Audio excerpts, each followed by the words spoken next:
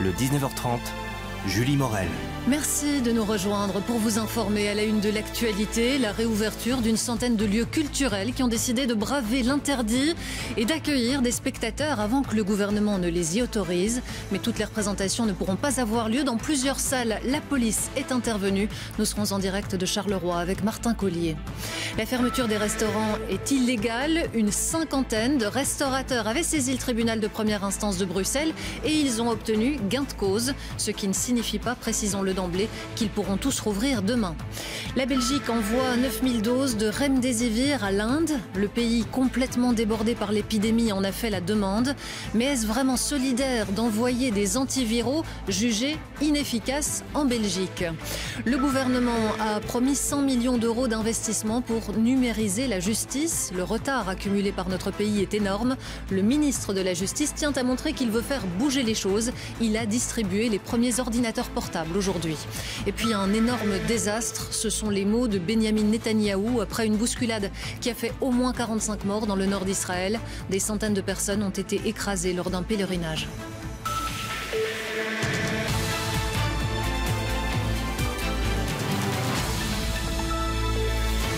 Bonsoir à toutes, bonsoir à tous. Après 6 mois d'hibernation, une centaine de lieux culturels rouvrent leurs portes ce week-end en Wallonie et à Bruxelles.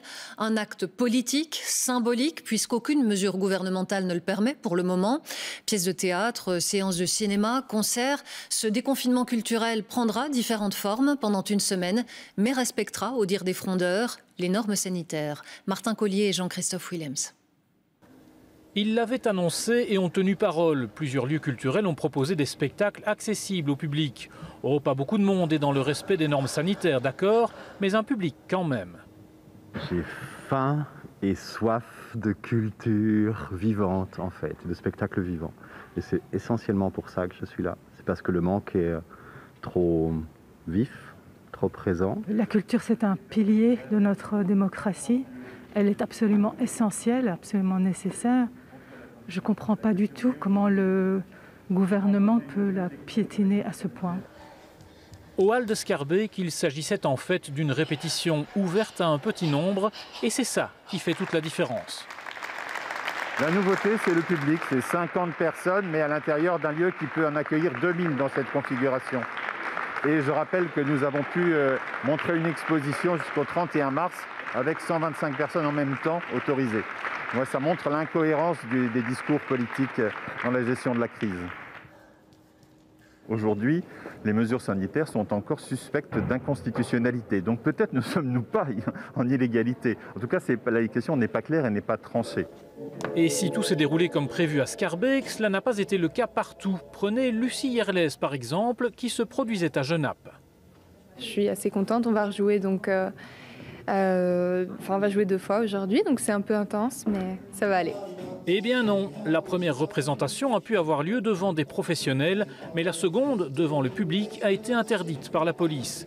Des scénarios différents selon les lieux qu'on risque de retrouver tous les jours jusqu'au 8 mai. Comment les autorités réagissent à cette fronde? On vient de le voir, la police est intervenue à Genappe. Est-ce que c'est aussi le cas ailleurs? On va faire le point avec vous, Martin Collier. Vous êtes au Théâtre de l'Ancre à Charleroi. Quelle est la situation à Charleroi?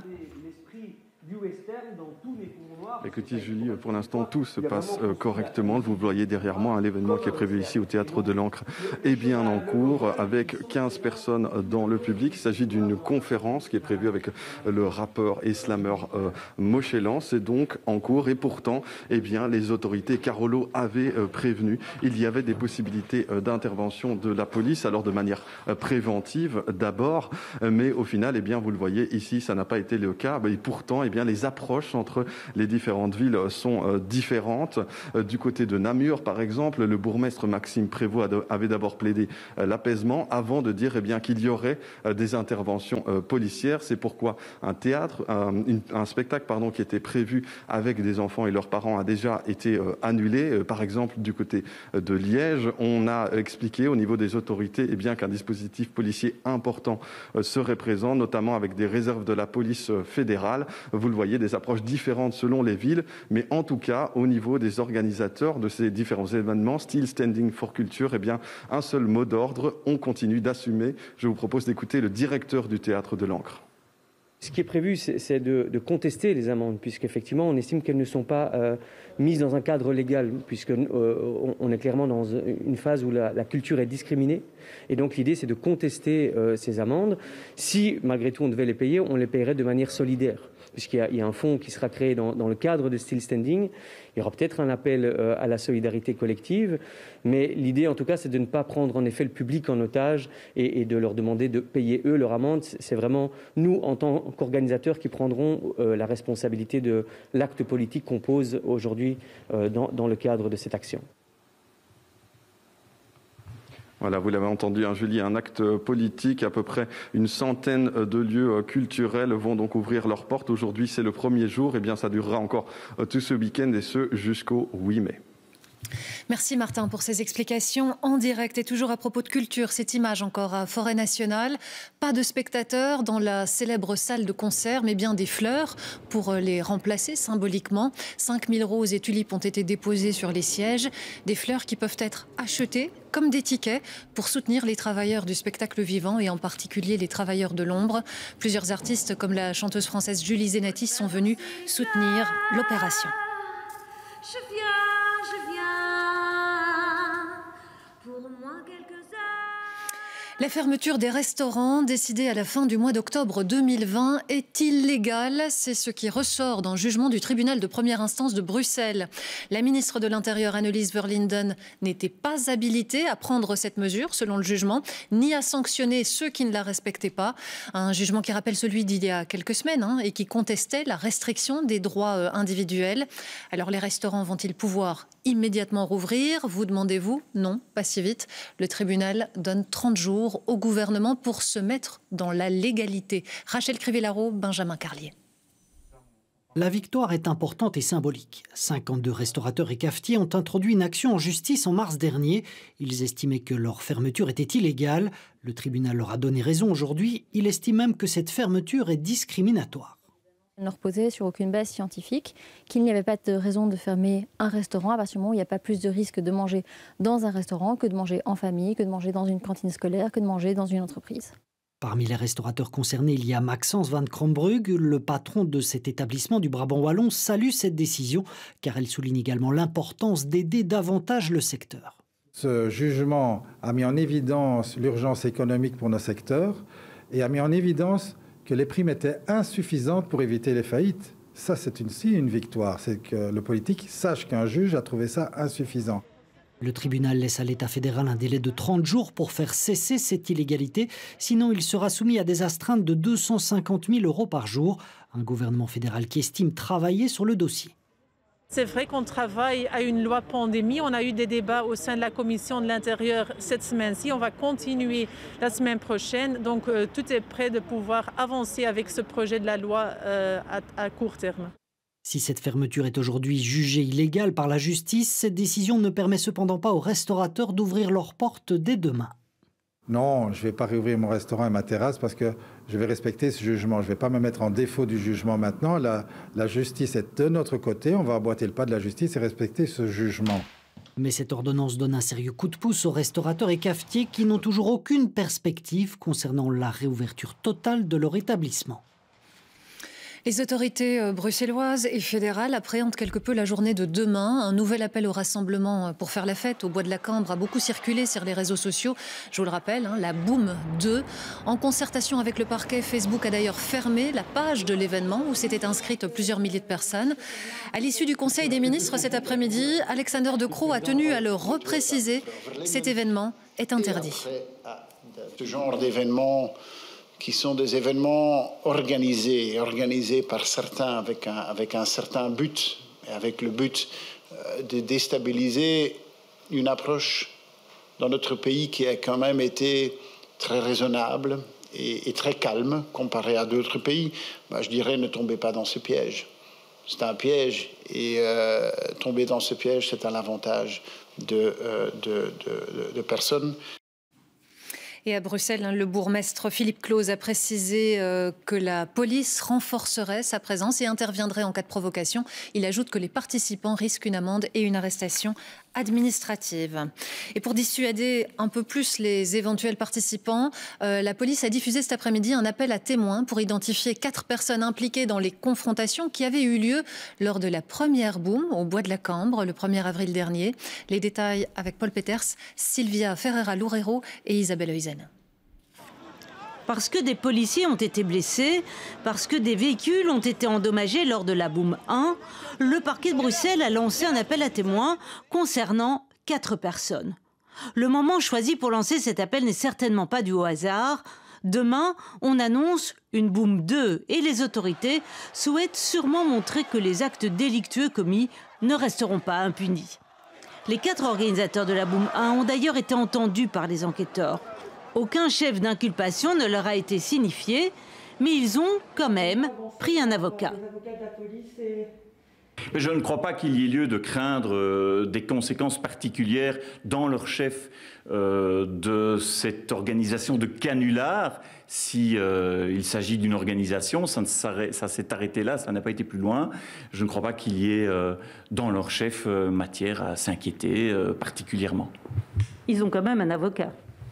Oui, ils ont pris un conseil parce que vous savez, quand vous êtes convoqué à la police et que vous êtes jeune trentenaire, voire un peu moins, d'abord ce n'est jamais très agréable, ensuite c'est une terra incognita. Ils tiennent en tout cas à se distinguer des organisateurs de la boum 2 et ils rappellent que eux, ils n'ont voulu mettre sur pied qu'un canular. On poursuit avec les chiffres de la vaccination en Belgique. On a l'impression, Joanne Montet, que ça s'améliore, que ça va mieux. Est-ce que les chiffres confirment cette impression? Oui, mais en tout cas, on vient de loin, il faut le dire. La campagne de vaccination, elle a commencé vraiment très lentement. Mais aujourd'hui, au total, en avril, en fait, en un seul mois, on a administré autant de vaccins que dans les 3 mois qui ont précédé. Ça veut dire 400 000 doses en moyenne par semaine. Donc, on peut bien parler d'une accélération impressionnante. À vrai dire, 80% des plus de 65 ans ont reçu une première dose et 30% des plus de 18 ans. Et pour les semaines qui viennent, quelles sont les perspectives, Joanne? Eh bien, ce rythme, il va s'améliorer encore. Et si tout va bien, on dit bien si tout va bien, en mai, on grimpera entre 600 et 700 000 doses par semaine. Et puis en juin, entre 900 000 et 1,2 million de doses par semaine. Ces estimations, évidemment, elles dépendent de 2 facteurs. D'une part, les livraisons, c'est évident, et puis l'adhésion de la population au vaccin. D'après les projections, alors cet été, entre début juillet et la mi-août, 80% des plus de 18 ans devraient avoir une première dose et les 2 doses à l'automne. Et si ça se confirme, ça pourrait bien nous changer la vie? C'est sûr. D'abord, ça va alléger les hospitalisations. C'est déjà le cas pour les personnes les plus âgées qu'on voit en diminution dans nos hôpitaux. Et puis ensuite, ça va permettre de réduire la circulation du virus, d'atteindre cette fameuse immunité collective. Et on estime toujours qu'il faut pour cela vacciner 70% de la population. Ça pourrait même être 80% si des variants plus contagieux deviennent dominants. Dans tous les cas, Julie, l'hiver prochain devrait être plus serein si tout se déroule comme prévu. Je ne retiendrai que ça. Merci, Joanne. Un avion belge décollera pour l'Inde ce soir avec à son bord 9000 flacons de Remdesivir, un médicament antiviral utilisé pour traiter le Covid. La Belgique répond ainsi à une demande de l'Inde, mais ce geste de solidarité pose toutefois question car le Remdesivir ici, on ne l'utilise plus faute d'efficacité. Explication, Camille Valentinelli, Benjamin Domry et Sophie Mergen. C'est un médicament qui dort dans les caves de nos hôpitaux depuis déjà plusieurs mois. Le Remdesivir, antiviral controversé, considéré comme inefficace par l'OMS. Et pourtant, 9000 flacons sont en partance pour l'Inde, l'équivalent de 3 millions d'euros, une aide que ce médecin qualifie d'honteuse. Je pense que c'est une aide qui n'a pas de sens. Elle est un peu ridicule et elle est vraiment là pour se donner bonne conscience et pour envoyer finalement un traitement, avoir l'impression de faire quelque chose. C'est un peu, un acte désespéré de la Belgique qui est démunie parce qu'on n'a rien d'autre à proposer. Ou parce qu'on ne veut rien proposer d'autre. La Belgique se défend car cette aide est une demande de l'Inde. Complètement submergé par l'épidémie, le pays manque de tout. Alors les Indiens s'arrachent ce médicament dans lequel ils mettent un espoir démesuré. On a des hôpitaux qui sont saturés, où il manque de nombreux médicaments, même des médicaments essentiels comme la dexaméthasone, comme l'oxygène, comme des anesthésiants pour endormir les patients. Et donc, vous êtes prêts à faire tout ce que vous pouvez pour sauver le ou les membres de votre famille qui sont hospitalisés. En Belgique, le gouvernement avait acheté plus de 12 000 doses de remdesivir en octobre dernier. Alors n'est-ce pas là une manière simple de s'en débarrasser en faisant passer cela pour un geste de solidarité? C'est ce que se demandent certains médecins. Je me suis dit, ils ont osé. Le seul bénéfice que semble avoir le remdesivir, et encore c'est dans une étude qui est beaucoup critiquée, c'est une diminution de la durée des symptômes chez les patients hospitalisés. Néanmoins, c'était une étude sponsorisée par Gilead, donc la firme qui fabrique le médicament. Et dans les études indépendantes, il n'y a aucun effet sur la mortalité. Et c'est vraiment ça qui compte, on est d'accord. De son côté, le SPF Santé publique insiste, le médicament est toujours autorisé par l'Agence européenne des médicaments et figure toujours dans le guide clinique de nos médecins. La Belgique est aujourd'hui en queue de peloton européen en ce qui concerne la numérisation des services de justice. Manque d'équipement, matériel et programmes désuets, le retard technologique est énorme et le combler, ce retard, est une des priorités affichées du gouvernement. Le ministre de la Justice a promis 100 millions d'euros d'investissement et il a distribué en personne les premiers portables aujourd'hui. David Brichard, Stéphanie Lepage. Pour ces greffiers, tous les jours de travail commencent de la même manière, par une leçon de patience. Il y a bien 10 minutes que j'attends que ma session s'ouvre. Complètement obsolètes, les ordinateurs du service sont extrêmement lents. Ça me fait perdre beaucoup de temps et c'est très agaçant. Ça vous fait enrager ? Effectivement, oui, parce que ça fait partie du quotidien. Mais tant qu'ils fonctionnent, les ordinateurs ne sont pas remplacés. On m'a dit que si je voulais un nouveau PC, soit je le jetais par terre, soit je renversais une tasse de café sur le clavier. Incroyable. Incroyable, pour moi c'est une faute grave, ça ne se fait pas. Et ce n'est que le sommet de l'iceberg. Pas de PC portable pour télétravailler, des applications incompatibles entre elles, 2 scanners commandés il y a plus d'1 an et toujours pas arrivés. La situation est décourageante. On voudrait simplement avoir un matériel correct pour pouvoir faire un travail correct. On travaille énormément, on s'investit énormément dans nos fonctions et on a l'impression de ne pas être entendu, on est désespéré en fait. Aujourd'hui, le ministre de la Justice lance un plan de digitalisation du secteur. Première étape, la distribution de 12 000 nouveaux PC portables et écrans d'ici la fin de l'année. La justice avait raté le train de numérisation. Aujourd'hui, on a introduit avec le secrétaire d'État Thomas Dermine un plan de relance pour la Belgique, notamment 100 millions d'euros qui est prévu pour la justice. Et ceci est une première étape, investissement de 13 millions d'euros. L'arrivée des PC est un bon début pour cette juge bruxelloise, mais loin d'être suffisant quand les autres outils informatiques manquent également, à l'image du seul câble Wi-Fi de cette salle d'audience. Un seul câble, donc ça veut dire que le magistrat n'a pas de câble, le parquet n'a pas de câble et les avocats n'ont pas de câble. Donc en réalité, l'accès à Internet est limité à ceci. La digitalisation annoncée par le ministre semble ici à des années-lumière. On est, je veux dire, avec un strict minimum déjà assez pauvre. Donc la digitalisation, c'est plus pour le moment une perspective à très long terme, mais on est vraiment nulle part aujourd'hui. Sceptique, le secteur attend de voir. En attendant, dès lundi, les 3500 premiers nouveaux PC portables seront distribués dans les différents tribunaux et parquets du pays. Dans la suite de ce journal, on verra comment les cimenteries, industrie très polluante, se transforment pour devenir plus vertes. Une réforme qui va changer la vie des étudiants du supérieur qui devront réussir leurs examens dans un délai plus court qu'avant. Le décret paysage est modifié.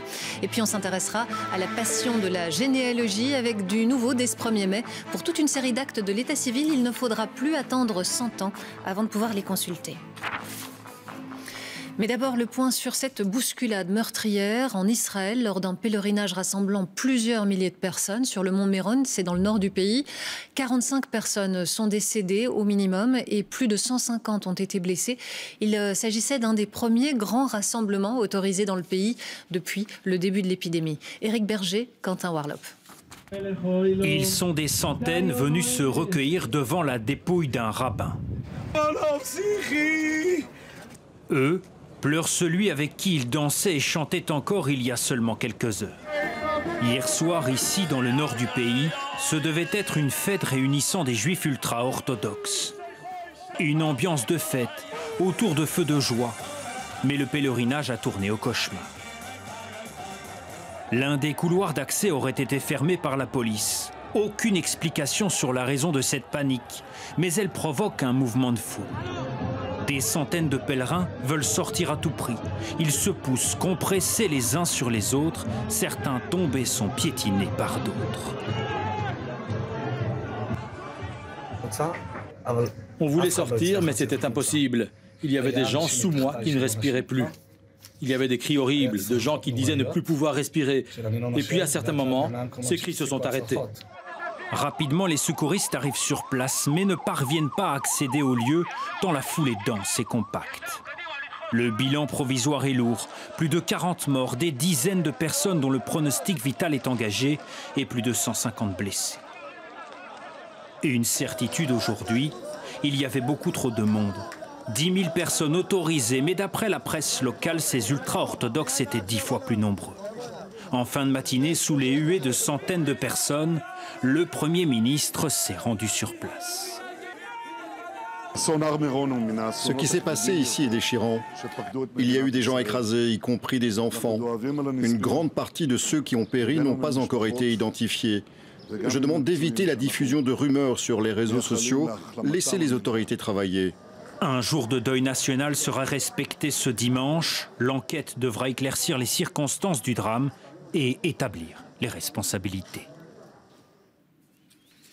L'environnement et cette nouvelle étude interpellante sur le réchauffement climatique et la fonte des glaciers de la planète, fonte qui s'est encore accélérée ces 20 dernières années et qui contribue de plus en plus largement à la hausse du niveau de la mer. De l'Himalaya à l'Arctique, aucune région n'échappe au phénomène. Les images satellites collectées par millions en témoignent. Isabelle Husson, Philippe Antoine. Les glaciers fondent de plus en plus vite. La dernière étude scientifique réalisée par plusieurs universités le confirme, évidemment, mais on apprend surtout qu'à quelques rares exceptions près, aucun glacier de la planète n'y échappe. No matter where we're looking, we're seeing mass loss. We're seeing fairly rapid mass loss, and it seems to be increasing, and there's not any indication that that's going to change soon. Il y a 220 000 glaciers sur Terre, dont quelques centaines seulement sont surveillés in situ, grâce à un demi-million d'images satellites récoltées sur une période de 18 mois. Les scientifiques ont pu réaliser la première cartographie de l'amincissement des glaciers dans le monde. Unfortunately, it's extremely difficult to regrow a glacier. At this point, I have no expectation, in all honesty, that even substantial action to reduce our emissions and control Earth's temperature rise is going to grow our glaciers.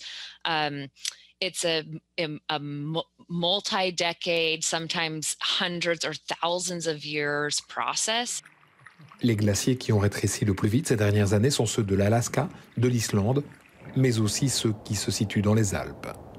Selon les responsables de l'étude, les conclusions sont importantes sur le plan politique. Le monde doit vraiment agir maintenant pour éviter le pire scénario de changement climatique. La Belgique a remis à l'Europe son projet de plan de relance aujourd'hui, plan qui sera doté, je vous le rappelle, de près de 6 milliards d'euros. Et parmi les priorités, on retrouve précisément la transition écologique. Alors l'ambition sera notamment de réduire les émissions de CO2 dans les secteurs très polluants et on pense notamment aux cimenteries. Je vous propose de visiter une usine à la pointe dans ce domaine. Elle se trouve le long du canal Albert, près de Visé. Simon Bourgeois. Cette tour est sans doute l'avenir de l'industrie cimentière. Nom de code Leilac, c'est un prototype unique au monde, beaucoup moins polluante que sa vieille voisine. Vous avez ici la grosse tour, donc la tour du four, on va dire actuelle, qui nous permet de produire 1 500 000 tonnes de clinker. Avec ça, on va fabriquer du ciment.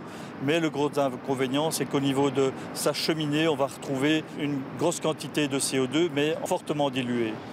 Parce que pour fabriquer ces tonnes de ciment, il faut extraire du calcaire et puis le chauffer dans cette tour. Et c'est là que ça pollue 1 million de tonnes de CO2 tous les ans rien qu'ici. Objectif donc de la nouvelle tour, concentrer ce CO2 à la source et le capter avant qu'il ne s'échappe dans l'air. Pour le voir, il faut prendre un petit peu de hauteur. Voilà, donc ici on est plus ou moins à 72 mètres d'altitude par rapport au sol. C'est ici que les ingénieurs essayent d'attraper 2/3 des émissions de CO2.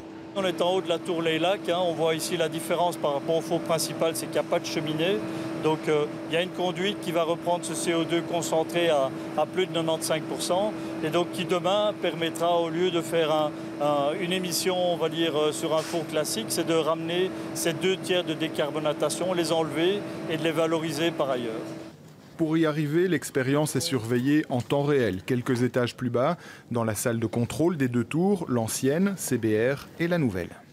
Dans la tour CBR, on a une concentration en CO2 à la sortie de 14%, tandis que dans la nouvelle tour, le projet Leilac, on a une concentration de CO2 à la sortie de entre 90 et 100%. Donc plus le CO2 est concentré, plus ça va être facile de le capter et ne pas l'émettre à l'atmosphère. Dans le laboratoire voisin, d'autres recherches, mais un même objectif, émettre moins de CO2. Ici, on cherche de nouvelles matières premières pour faire du ciment, des déchets de la construction par exemple, une question de survie pour les cimenteries. Surtout si on veut rester implanté en Wallonie, et c'est clair que pouvoir amener de nouvelles matières qui seraient générées, fabriquées et transformées en Wallonie, oui bien sûr, tout est fait en sorte que l'on puisse pérenniser notre activité et que ce fleuron wallon reste bien en Belgique, bien entendu.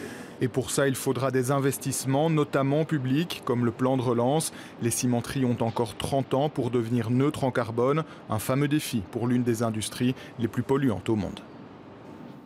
Bientôt du changement pour les étudiants du supérieur. Le décret paysage va être modifié. Alors, qu'est-ce que ça signifie concrètement? Eh bien, par exemple, qu'on ne pourra plus traîner des examens de première année comme un boulet jusqu'en 4e, voire 5e année. Un délai limité a été défini pour l'obtention des premiers crédits. Les précisions avec Rachel Crivellaro, Alexis Gonzalez et Laurent Horard.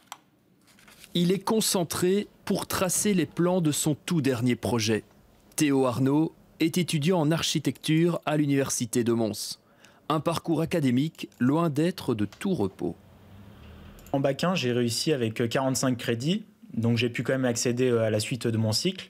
Mais il y a un cours que j'ai traîné jusqu'à la master. Et ce cours, j'ai dû le repasser 12 fois et je l'ai réussi seulement en master 1.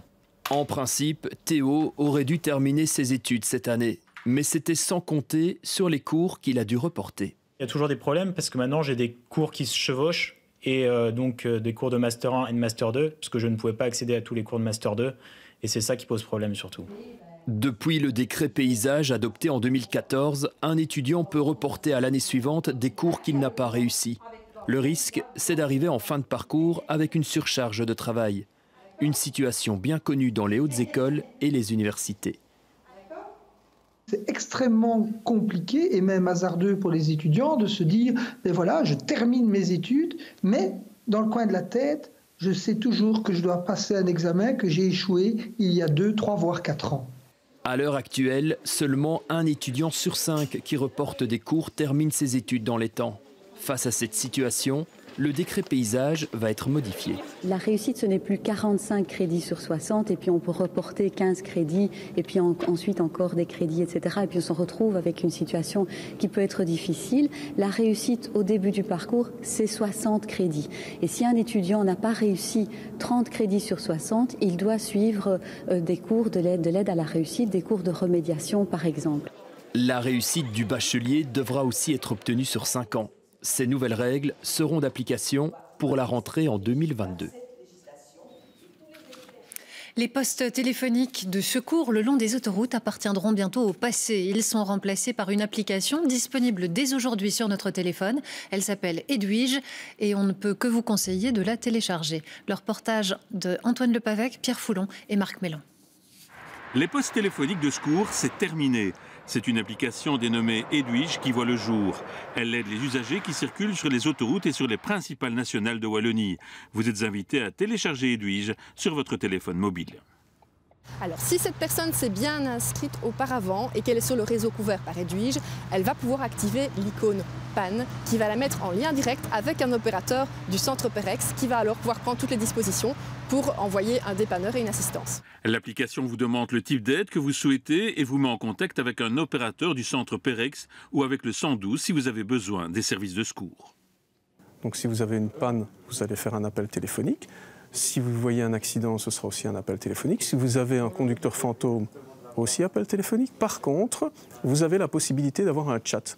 Ce sont les nouvelles applications.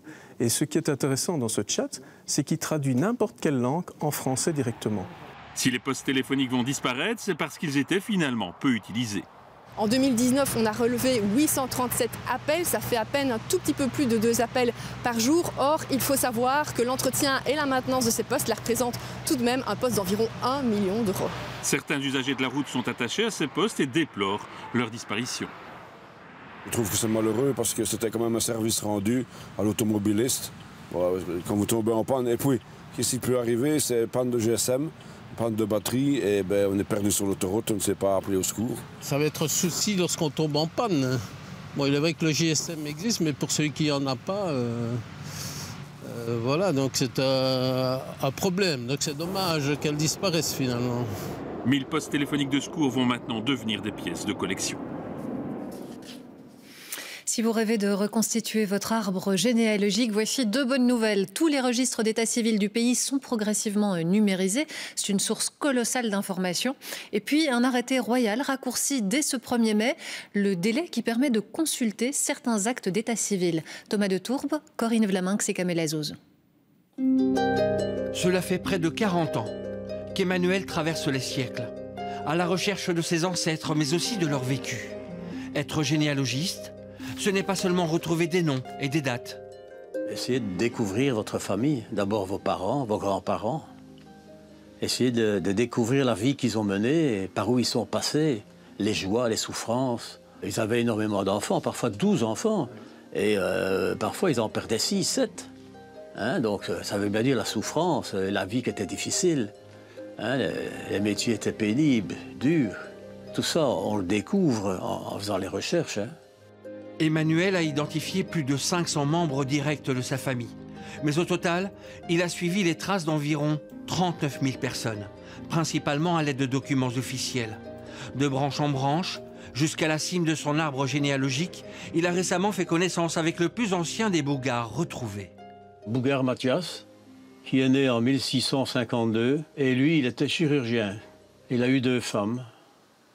C'est aux archives de l'État qu'Emmanuel et bien d'autres généalogistes passionnés explorent les années à la découverte de leurs aînés. André tente aussi de reconstituer sa famille afin de mieux la connaître et finalement mieux se connaître.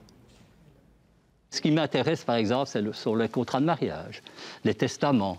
Voyez, parce que là, ou même d'autres actes où on nomme les différents protagonistes, membres d'une famille, et on fait référence à leurs parents. Donc, en fait, on sait reconstituer une famille. Remonter le temps pour lier le passé au présent. C'est l'objectif des généalogistes qui puisent leurs informations dans les registres d'état civil. Protection de la vie privée oblige, l'accès aux documents n'était possible que 100 ans après leur publication. À partir du 1er mai, un arrêté royal réduit certains délais.